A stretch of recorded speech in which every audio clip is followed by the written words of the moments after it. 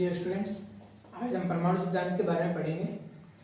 परमाणु सिद्धांत बारे में सर्वप्रथम थ्योरी भारतीय दार्शनिक कर्नाड ने दी थी, जिसके अनुसार पदार्थ है वह छोटे छोटे कणों से मिलकर के बना हुआ होता है। पदार्थ है वह छोटे छोटे कणों से मिलकर के बना होता है, जिसे परमाणु कहते हैं। अब परमाणु को नाम देने के लिए, एटम्स को सही तरीके से परिभाषित करने के लिए अन्य ग्रीक दार्शनिक डेमोक्रिटस और ल्यूसिपस नामक दोनों वैज्ञानिकों ने बताया कि पदार्थ है वह छोटे छोटे कणों से मिलकर के बना होता है। पदार्थ है वह छोटे छोटे कणों से मिलकर के बना होता है, जिसने उन्हें क्या नाम दिया? एटम। अब एटम्स एक ग्रीक भाषा का वर्ड है, जिसका मतलब होता है अविभाज्य। अविभाज्य। एटम्स को सही तरीके से समझने के लिए एक मान लीजिए चौक का टुकड़ा है।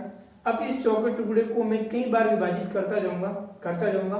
अंत में एक ऐसा भाग आएगा जिसे मैं और अधिक विभाजित नहीं कर पाऊंगा, जिसे क्या कहते हैं? परमाणु। डेमोक्रिटस और ल्यूसिपस ने बताया कि कोई भी पदार्थ है वह छोटे छोटे कणों से मिलकर के बना होता है, जिसे क्या कहते हैं हम? एटम। और उन एटम्स को नाम देने का श्रेय सबसे पहले डेमोक्रिटस और ल्यूसिपस को जाता है। अब ये छोटे छोटे कण मिलकर के किसका निर्माण करते हैं? पदार्थ का। पदार्थ को द्रव्य भी बोलते हैं और अंग्रेजी में इसको मैटर भी बोलते हैं। अब द्रव्य के लिए समझने जाएं तो कई विद्यार्थी ऐसे होते हैं जो द्रव्य को द्रव समझ लेते हैं। ध्यान रहे कि द्रव एक लिक्विड है, जिसका मतलब होता है बहना या ऐसा पदार्थ जिसके अंदर बहने का गुण पाया जाता है। और जो द्रव्य का मतलब पदार्थ से है, जो पदार्थ ठोस, द्रव, गैस तीनों अवस्थाओं में पाया जाता है। इन तीनों को सम्मिलित रूप से पदार्थ कहते हैं। ये पदार्थ की तीनों फेज हैं। अब हम सब जानते हैं ठोस, द्रव, गैस के बारे में हम पिछली क्लास के अंदर इनका अध्ययन कर चुके हैं।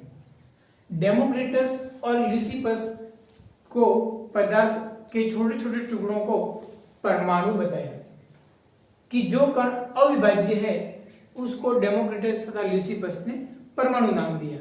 उसके बाद में परमाणु की संरचना को समझने के लिए तथा परमाणु के बारे में और ज्यादा जानकारी हासिल करने के लिए सर्वप्रथम एक वैज्ञानिक आए और उन वैज्ञानिक का नाम था जॉन डाल्टन। जॉन डाल्टन ने अपना एक सिद्धांत दिया और उस सिद्धांत के अनुसार जॉन डाल्टन बताते हैं कि किसी भी पदार्थ का निर्माण वह मूलभूत 3 सिद्धांतों पर आधारित होकर बनता है। उन्होंने बताया कि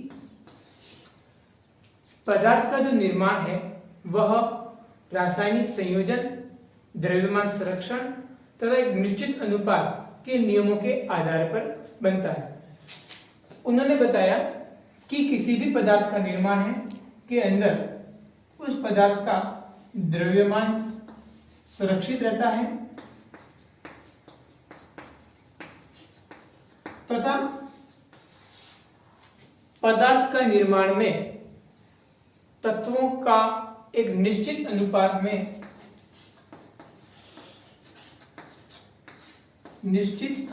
में संयोग रहता है। तथा तीसरा उसने बताया कि इनमें परमाणुओं के मध्य में रासायनिक बंध पाए जाते हैं।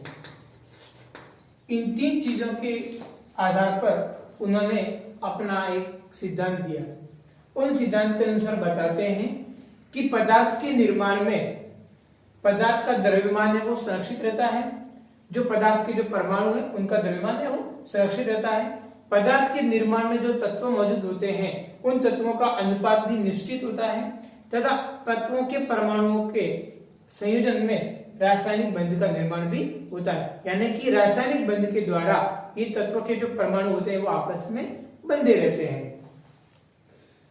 इतने सिद्धांत देने के बाद में, इन सिद्धांत को देने के बाद में कुछ अभिग्रहित के आधार पर, यानी कि परमाणु के बारे में और ज्यादा व्याख्यान देना उनके लिए बहुत मुश्किल हो गया, क्योंकि जॉन डाल्टन का सिद्धांत परमाणु की संरचना के बारे में तथा परमाणु के अंदर जो कण पाए जाते हैं उनके बारे में अपना व्याख्यान देना नहीं हो पाया उसके द्वारा, ताकि वह और भी ज्यादा समझा पा सका कि परमाणु की संरचना है वो कैसी होती है। इसके बाद